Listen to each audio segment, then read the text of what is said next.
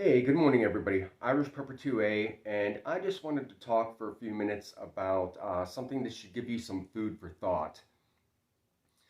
Just recently, over in the United Kingdom, 300 armed police officers turned in their weapons and permits and refused to stand duty after an officer who is currently unnamed and unknown shot and killed a man during an investigation, altercation. Depending on what you read, there's different takes on it. The victim's name was Chris Cowell. And due to these officers laying down their weapons, now 2,500 police officers in the United Kingdom are permitted and authorized to carry firearms. Only 300 turned in their permits and guns. With the loss of that 300, the Ministry of Defense was prepared to bring in the military to take up that gap.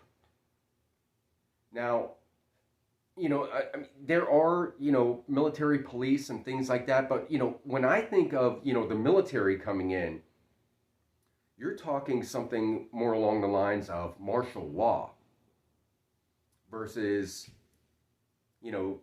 community-oriented policing, general policing, things like that. Okay?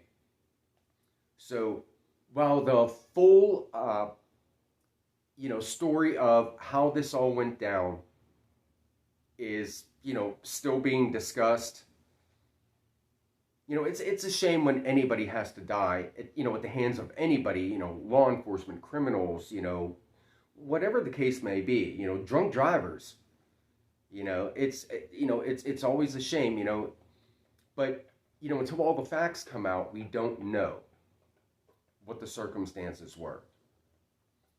Was he a bad cop? Maybe. There's bad employees in any profession out there.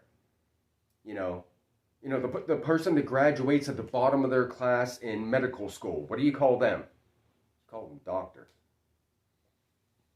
When somebody goes to law school, when they graduate 76 out of 85 people, 76 out of 85 people, what do you call him? Well, right now we call him Mr. President.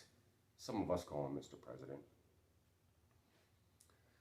So, there is, good and bad in anything that you're going to do. And you're going to have to get through that. But, with the, defunding and the constant prosecution of police, you're starting to have, people that don't want the job, and people are afraid to do the job, and people just walking off the job, such as we've seen. Okay, just a few days ago, there was mass rioting in Philadelphia, Pennsylvania, due to, another police-involved shooting. This one was actually against an armed man. The police officer, all charges were dropped, and they rioted and looted the city. And there were not enough police to keep it under control. Why were there not enough police? There's a number of explanations you could possibly think of. Well, let me think of one that I looked up. Back in 2020, I know for sure, this is a fact, that there was $19 million defunded from the Philadelphia Police Department, with possible up to $33 million. Not on top of, that's total. So $33 million taken away. And I wonder why they can't handle their city. They don't have enough people. So I thought about this a little bit more, and, I am always saying that, you have to take care of yourself. Nobody is coming to save you.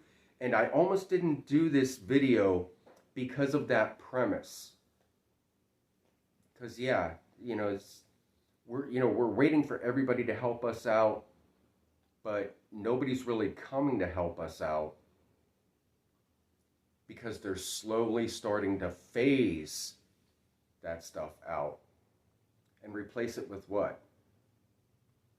You know, maybe a controlling factor, okay? Such as the military, governmental agencies, and I'm not talking local government like police departments, okay? That's not what I mean. I mean, you talk. You talk to any, police officer right now, and I know many. I work with them all the time, and they are, they're pro America. For the ones that I talk to anyway, and they say that if these door to door shakedowns were to ever come, they would lay it down, and they're not going to do it. So somebody else has to come in and do it. As I said, they're not here to save you. They're phasing them out because they're coming to control you. It's not about right and wrong anymore and putting people in jail, things like that. No. They're just letting things at this point run amok, escalate. Look at all your big cities, Los Angeles, Chicago, New York, Philadelphia, anything like that. The criminals are running free. The police can't help anything. And if the regular police officers, the red-blooded, American police officers of this country decide to start standing down, which has been done before, they're going to bring in something else. But maybe that's the biggest plan of all. Maybe that's what they want.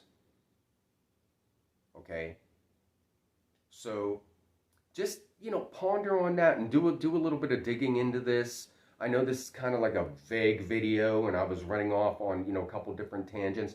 But the premise is that if you take away the money and take away the incentive, take away the pride of doing the job, take away what they're supposed to be doing, put them in fear that they're not there anymore, well, something's going to have to come and take its place.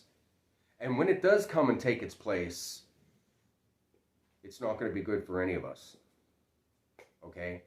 So, Irish Pepper 2A, I'm going to sign off. I hope you all have a blessed day. Stay safe and stay prepared.